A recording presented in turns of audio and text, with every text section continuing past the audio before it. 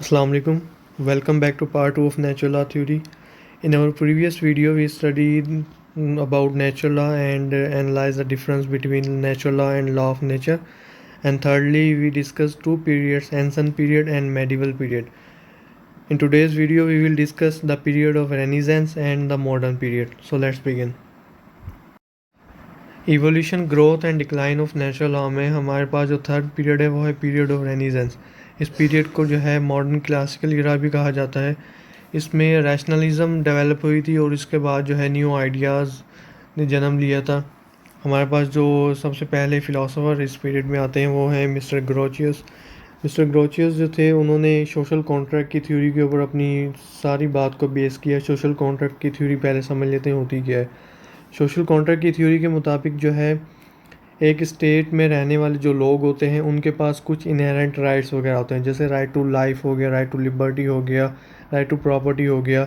वो सारे अपने जो राइट्स होते हैं एक स्टेट में रहने वाले लोग वो अपनी गवर्नमेंट को देते हैं, गवर्नमेंट को इंटरेस्ट कर देते हैं। और गवर्नमेंट जो है अपनी अथॉरिटी यूज़ करते हुए क्या करती है, उन राइट्स को as in shape of law जो है वो प्रोटेक्ट करती है, ताकि किसी भी बंदे का जो है लॉ मतलब राइट वायलेट ना हो और सबको जो है इक्वली उनके राइट्स अवेलेबल हों। तो ये सोशल कॉन्ट्रैक्ट की जो थ्योरी है वो ये करती है। इन्होंने अपना जो सारा विजन है वो इसके ऊपर बेस किया। उनके मुताबिक जो है एक जो सॉवेरियन होता है, एक जो रूलर होता है, उसकी ये ड्यूटी होती है, वो अंडर ऑब्लिगेशन होता है कि सिटीजन्स के जो राइट्स वगैरह होते हैं, सिटीजन्स के राइट जैसे right to life, liberty, property etcetera उन सब को वो सेफ गार्ड करे। और उसका वो बाउंड होता है कि वो इंसान के रीज़न को, मतलब मैंस रीज़न को यूज़ करते हुए नेचुरल लॉ को डिस्कवर करे और उसके साथ वो बाउंड होता है। इसके साथ साथ जो है मिस्टर ग्रोचियस जो है वो ये भी बिलीव करते थे कि एक रूलर भले बैड हो, लेकिन जो सिटीजन्स होते हैं, जो सब्जेक्ट्स होते हैं किसी सॉवरेन किसी स्टेट के, उनके ऊपर भी एक ऑब्लिगेशन होती है कि उन्होंने उस रूलर को फॉलो करना है, भले वो रूलर किसी भी किस्म का हो। तो अगर हम इस चीज़ से देखें तो मिस्टर ग्रोचियस ने दो चीज़ों की बात कर दी यहाँ पे, और दोनों ही आपस में तजाद करी हैं। एक ये कि रूलर बाउंड है नेचुरल लॉ से। सेकंड चीज़ ये कि रूलर भले बैड हो लेकिन सिटीजन्स के ऊपर ये ऑब्लिगेशन है कि उन्होंने रूलर को ऑबे करना है। तो ये दोनों मुख्तलिफ चीज़ें आ गई। तो इनके इन कॉन्सेप्ट जो था उसका मकसद सिर्फ़ और सिर्फ ये था कि पॉलिटिकल स्टेबिलिटी बनाई जाए, एक पॉलिटिकल ऑर्डर को स्टेबल किया जाए, ताकि जो स्टेट की जो रिट होती है उसको मेंटेन रखा जा सके। जब स्टेट की रिट जो है वो इंटरनल तौर पर मेंटेन होगी तो उसका रिज़ल्ट आउटपुट जो है वो इंटरनेशनल तौर पर भी देखा जा सकता है और हम एक दुनिया जो है इंटरनेशनल पीस की तरफ बढ़ सकती है। इसीलिए इनके इसी विजन की वजह से इन्हें जो है इंटरनेशनल लॉ का फाउंडर भी कहा जाता है, क्योंकि इन्होंने स्टेट्स की इक्वलिटी और फ्रीडम के ऊपर इन्होंने अपनी थ्योरी बेस की। इनका ये मानना था कि स्टेट्स जो होती हैं वो इक्वल होती हैं, इंटरनली भी एंड एक्सटर्नली भी। इंटरनली से मुराद जो स्टेट के इंटरनल अफेयर्स वगैरह होते हैं, जो उसके गवर्नमेंट के अफेयर्स होते हैं, स्टेट का एक सिटीज़न के साथ ताल्लुक़ होता है, वो फ्री होता है। और इंटरनेशनल तौर पर जो है वो फ्री होती है कि एक स्टेट दूसरी स्टेट के साथ कैसे ताल्लुकात रखना चाहती है, उसमें भी उसके ऊपर कोई ऑब्लिगेशन वगैरह नहीं होती लाजमी। इसके बाद हमारे पास आते हैं जॉन लॉक। जॉन लॉक जो थे उन्होंने कहा कि मैन जो है वो बाय बर्थ एक फ्री एंड इक्वल एनिमल है। इससे इनका मुराद ये था कि इंसान जो है वो पैदा ही आज़ाद हुआ है और बराबर हुआ है। इन्होंने भी फेवर किया सोशल कॉन्ट्रैक्ट थ्योरी को। इनके मुताबिक जो है इंसान के पास जो है बाय बर्थ उसकी पैदाइश से ही कुछ राइट्स वगैरह होते हैं, जैसे right to life, liberty, property, जो कि वो राइट्स जो होते हैं सोशल कॉन्ट्रैक्ट थ्योरी के मुताबिक वो गवर्नमेंट को ट्रांसफ़र कर देता है, ताकि जो है गवर्नमेंट उन राइट्स को यूनिफॉर्म कर सके और एक गवर्नमेंट के अंदर जो है उन राइट्स को वो इक्वली सब सिटीजन्स इंजॉय कर सकें। तो सोशल कॉन्ट्रैक्ट थ्योरी के मुताबिक गवर्नमेंट के ऊपर ये ऑब्लिगेशन आ गई कि उन राइट्स को प्रोटेक्ट करना है। जो भी सिटीजन्स के राइट्स उन्होंने गवर्नमेंट के ऊपर इंटरेस्ट किए हैं उनको गवर्नमेंट ने प्रोटेक्ट करना है। तो एज़ लॉन्ग एज़ जो है गवर्नमेंट उन राइट्स को प्रोटेक्ट करती है, अपने लॉज इस तरीके से बनाती है कि वो सिटीजन्स के राइट्स को प्रोटेक्ट कर रहे हैं, तो तब तक तो है सब कुछ ठीक चलेगा। लेकिन जैसे ही जो है गवर्नमेंट ये सब कुछ करने में फ़ेल हो जाती है और लोगों का कॉन्फिडेंस जो है उस गवर्नमेंट में नहीं रहता, तो उस गवर्नमेंट को ओवरथ्रो कर दिया जाएगा, चेंज कर दिया जाएगा। इन्होंने जो है सपोर्ट किया लेसर फेयर के कॉन्सेप्ट को। लेसर फेयर का जो कॉन्सेप्ट है वो एक फ्रेंच टर्म है लेसर फेयर, जिसका मकसद ये है कि लेट देम डू। एक किस्म की इकोनॉमिक फ्रीडम देता है लोगों को। इस जो टर्म है इसका ये मानना होता है, इस डॉक्ट्राइन का ये मकसद होता है कि इंसान जब जो है अपने इकोनॉमिक अफेयर्स में फ्री होगा, जब मार्केट्स फ्री होगी, तो इंसान एक अपने जो मकसद होगा उसको लेकर चलेगा without any kind of intervention of government. तो वो एक अच्छी अचीवमेंट की तरफ जा सकता है जब गवर्नमेंट की कम रिस्ट्रिक्शंस हों और गवर्नमेंट का इंटरवेंशन जो है इकोनॉमिक अफेयर्स में कम हो, तो उस सूरत में जो है प्रोग्रेस अच्छी अचीव की जा सकती है। इसके बरक्स अगर गवर्नमेंट जो है स्ट्रिक्ट रूल्स बना दे या फिर जो है इकोनॉमिक अफेयर्स में इंटरवीन करना स्टार्ट कर दे। तो जैसा कि मिस्टर ग्रोचियस जो थे उन्होंने क्या किया था कि पॉलिटिकल ऑर्डर को स्टेबल करने की कोशिश की थी। उन्होंने जो है ये कह दिया कि इवन रूलर बैड भी है, आपने उसको फॉलो करना है। लेकिन जो जॉन लॉकी थे वो उनका कहना ये था कि इंडिविजुअल लिबर्टी जो है वो मेन पर्पस होना चाहिए, स्टेट अथॉरिटी बाद में आएगी, पहले इंडिविजुअल लिबर्टी को हमने देखना है। इसके बाद जो थर्ड हमारे पास फिलासफर आते हैं वो है इमैनुअल कैंट। इन्होंने कहा कि United will of the people, मतलब नेचुरल लॉ को उन्होंने देखा कि ये एक लोगों की एक यूनाइटेड विल है। उन्होंने कहा कि law is an instrument, law एक ऐसा इंस्ट्रूमेंट है जिससे हम individual will and general will को जो है हार्मोनाइज करके किसी भी कानून साजी को इफ़ेक्टिव बना सकते हैं। इंडिविजुअल विल मतलब किसी एक बंदे की विल, जनरल विल से मुराद ये है कि सोसाइटी, ओवरऑल सोसाइटी की जो विल है उसको हम हार्मोनाइज करें, कंबाइन करके जो है एक कानून साजी को इफ़ेक्टिव बना सकते हैं। क्योंकि जब तक लॉज में जो है किसी सब्जेक्ट से मुराद वो वाले लोग जो किसी स्टेट के अंदर रूलर के अंदर हैं उनकी विल नहीं होगी, तब तक जो है वो लॉज इफ़ेक्टिव हो ही नहीं सकते। इमैनुअल कैंट जो थे उन्होंने राइट्स को दो हिस्सों में तकसीम किया। एक उन्होंने कहा कि एक राइट्स होते हैं नेचुरल राइट्स मतलब जो कि प्री एग्जिस्ट कर रहे हैं, इंडिपेंडेंट हैं, मतलब जो कि हमें इनहेरेंट हुए हैं ह्यूमन को बाय बर्थ। सेकेंड राइट्स को उन्होंने नाम दिया अक्वायर्ड राइट, वो जो उन इंसान को पैदा होने के बाद मिलते हैं। उन्होंने वो वाले राइट्स जो कि नेचर राइट्स हैं उनको कहा, उन्होंने कहा कि ये वाले राइट्स एसेंशियल एलिमेंट हैं किसी भी इंडिविजुअल की फ्रीडम के। किसी भी इंसान को आज़ाद करने के लिए जो है नेचुरल राइट्स का होना लाजमी है। अक्वायर्ड राइट्स हों या ना हो वो एक सेकेंडरी चीज़ आ जाती है। इनका कहना ये था कि स्टेट का फंक्शन ये है कि उन्होंने लॉ को जो है प्रोटेक्ट करना है। Law United will of the people है और ये फंक्शन किसका है, स्टेट का है कि उसने उस लॉ को जो है प्रोटेक्ट करना है, मतलब इनडायरेक्ट तरीके से लोगों की विल को प्रोटेक्ट करना है स्टेट ने।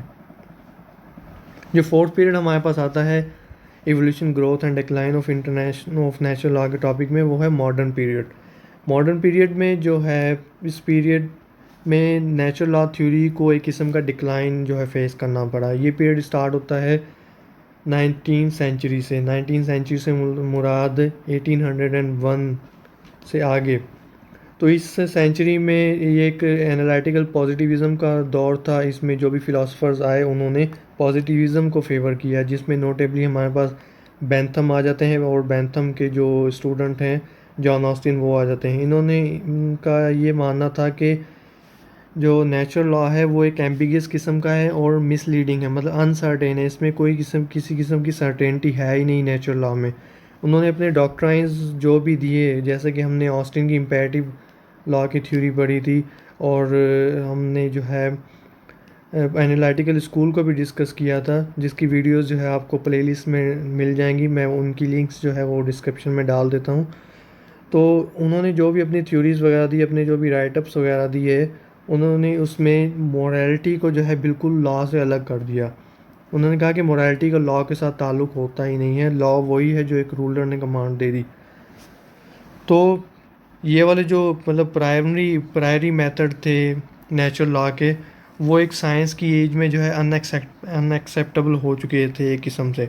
तो सोशल कॉन्ट्रैक्ट जो था उसको एज अ मायत देखा जा रहा था कि इस चीज़ की एग्जिस्टेंस जो है वो तो काबिल कबूल है ही नहीं। हिस्टोरिकल रिसर्च जो भी वगैरह हुई उसमें इसके एग्जिस्टेंस को निगलेक्ट किया जा रहा था। तो ऐसी सिचुएशन में जो है नेचुरल लॉ का सर्वाइव करना बहुत ज़्यादा मुश्किल हो चुका था। इस वजह से इसको जो है डिक्लाइन सफ़र करना पड़ा और एक सेटबैक रिसीव हुआ नेचुरल लॉ को। फिर उसके बाद जो है नेचुरल लॉ की दोबारा जन्म होता है उसका जन्म होता है 19 सेंचुरी के एंड से और 20वीं सदी के स्टार्ट से।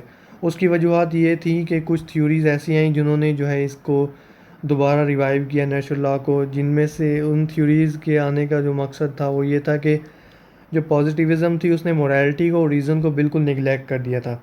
मोरालिटी और रीज़न को निगलेक्ट करने से असर ये हुआ कि लोगों की जो एस्पिरेशंस थी, उनकी उम्मीदें थी, उनके ऊपर जो है पॉजिटिव लाभ पूरा नहीं होता रहा था, क्योंकि वो लोगों के सेंटिमेंट्स को ही मैच नहीं करा था, तो लोग किस तरीके से लॉ को फॉलो करते। एंड सेकेंडली जो है वर्ल्ड वार वन में जो कैजुअलिटीज़ वगैरह हुई, उसके नतीजे में लोगों ने ये सोचना स्टार्ट किया कि एक वैल्यू कॉन्शियस जो है लीगल सिस्टम हमारे पास होना चाहिए, जिसमें जो है हम एंड्स ऑफ जस्टिस के ऊपर फोकस करें, क्योंकि नेचुरल लॉ का मकसद होता ही एंड्स ऑफ जस्टिस के ऊपर के क्या चीज़ ऐसी हम करें जिससे ह्यूमन की जो डिग्निटी हो हम उसको डेवलप कर सकें। तो इन्होंने ये एक सेकंड रीज़न ये था जिसकी वजह से नेचुरल लॉ जो है दोबारा रिवाइव होना स्टार्ट हो गया। और जो नेचुरल लॉ रिवाइव होना स्टार्ट हुआ था और जो नया जन्म हुआ था नेचुरल लॉ का, वो पुराने नेचुरल लॉ से बिल्कुल डिफरेंट था। एक मॉडिफाइड मैनर में दोबारा नेचुरल लॉ ने अपनी शक्ल इख्तियार की। इस मॉडर्न पीरियड के अंदर हमारे पास जो पहले फ़िलासफ़र आते हैं वो हैं रोडोल्फ स्टैमलर। इनका ये कहना था, इन्होंने कहा कि लॉ जो है एक स्पेशीज ऑफ के विल्स का जो है वो एक मजमूआ है। दूसरा उन्होंने कहा कि अदर्स रिगार्डिंग सेल्फ अथॉरिटेटिव है और इनवायलेबल है, जिसको कोई वायलेट नहीं कर सकता। सेल्फ अथॉरिटेटिव मतलब ये ख़ुद में ही एक अथॉरिटी है।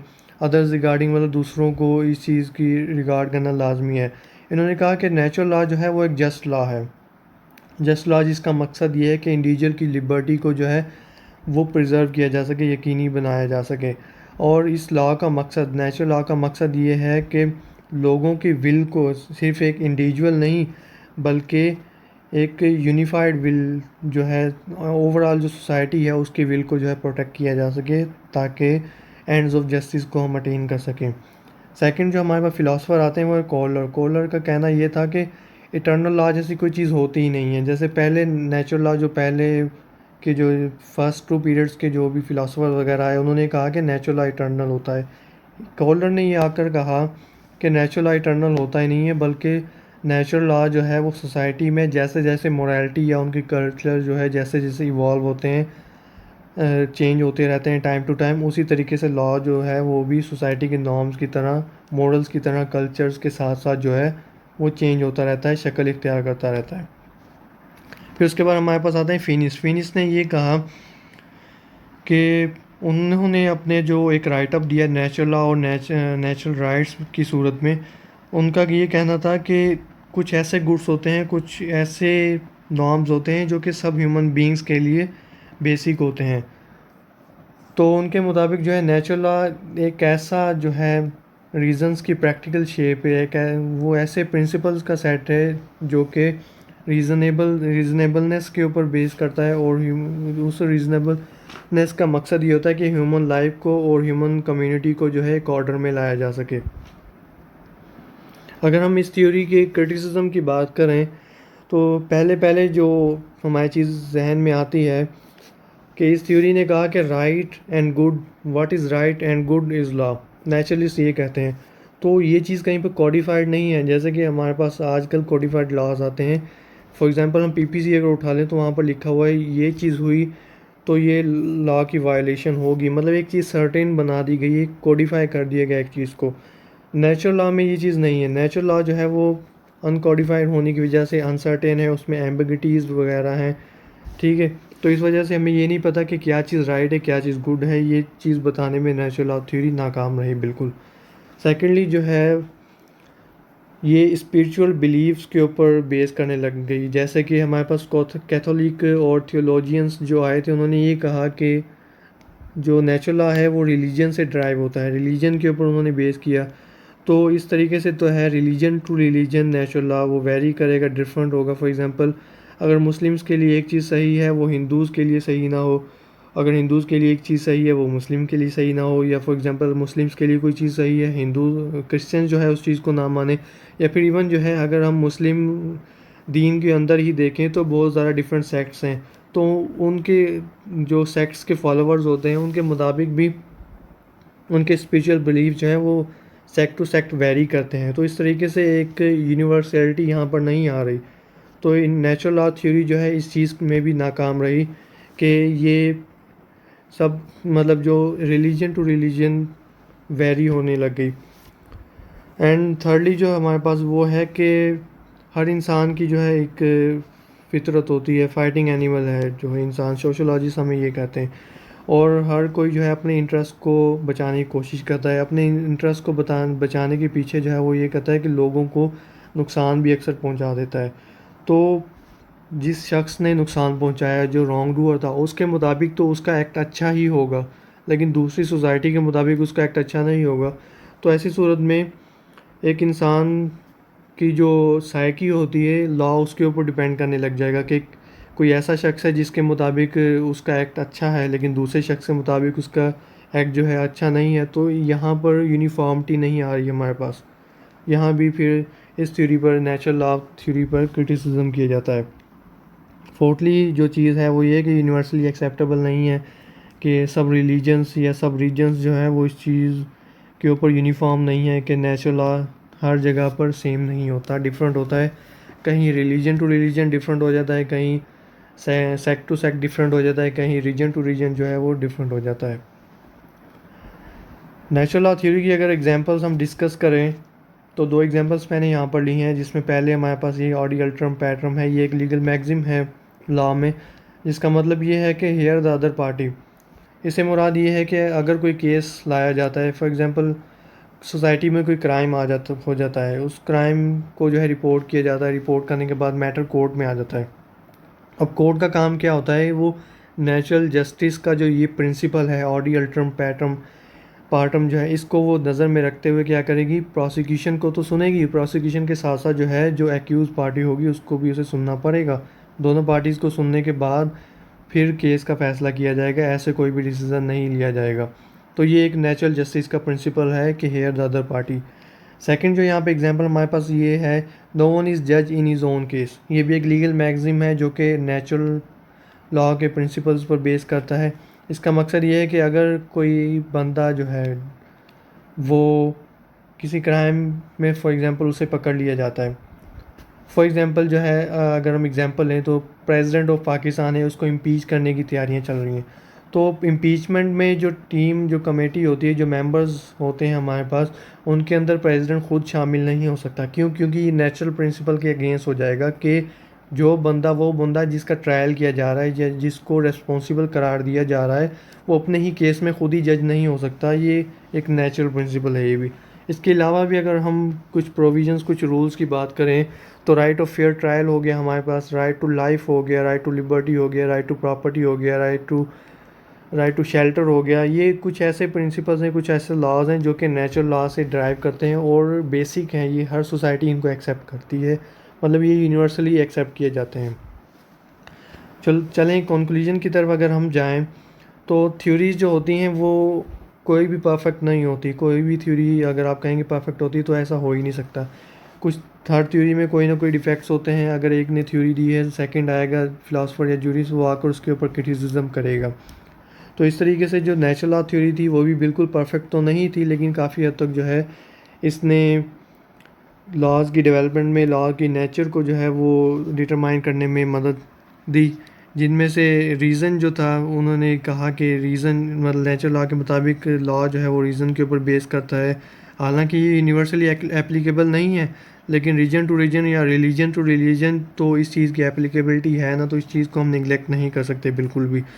सेकंड थिंग ये कि लॉ एक ऐसा इंस्ट्रूमेंट है जिससे सिर्फ आपने सोसाइटी को कंट्रोल नहीं करना, लेकिन सोसाइटी की प्रोग्रेस की तरफ भी जाना है। फॉर एग्जांपल अगर हम पॉजिटिव लॉ को खुद के ऊपर इतना ज़्यादा हावी कर लें कि इसमें हम नेचुरल जस्टिस के जो प्रिंसिपल्स हैं, ह्यूमन रीजनिंग है, जो मोरालिटी है, एथिक्स, एटिकेट्स हैं, अगर उन्हीं चीज़ों को हम निगलेक्ट कर देंगे तो ह्यूमन की तो विल ही नहीं रही लॉ में।